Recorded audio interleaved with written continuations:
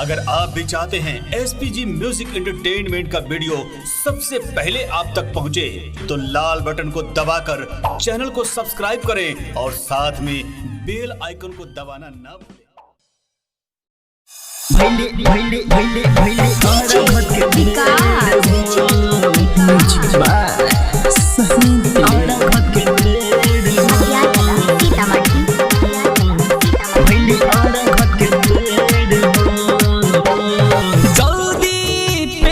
सड़िया भौजी हो खता अबेड़ हो, जल्दी पेन सड़िया भौजी हो खता अबेड़ हो, भैले अरघ के बेड़ हो, भैले अरघ के बेड़ हो।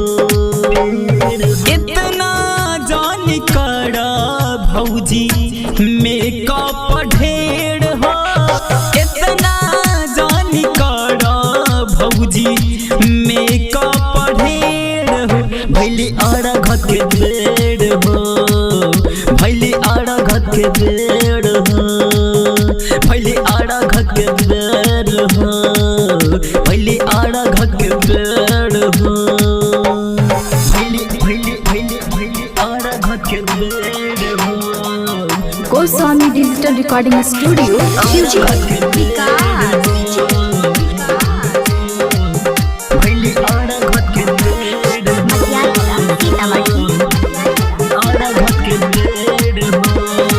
दौड़ा सजाई के दिन जड़ाई के बनी तैयार भौजी हम नहाई के, छठी माई के घाटे जाई के छोड़े पड़ा का भौजी सबके जुटाई के, सबके जुटाई के, सबके जुटाई के। दौड़ा सजाई के दिन जड़ाई के बनी तैयार भौजी हम नहाई के, छठी माई के घाटे जाई के छोड़े पड़ा का भौजी सबके जुटाई के। साल भर के बाद भौजी मौका मिली फेर हो, साल भर के बाद भौजी मौका मिली फेर हो, भैले अरघ के बेड़ हो, भैले अरघ के बेड़ हो, भैले अरघ के बेड़ हो, भैले अरघ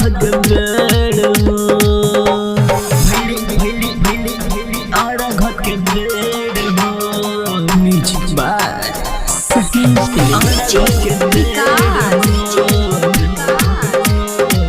भैले अरघ के बेड़ हो, अरघ के बेड़ हो।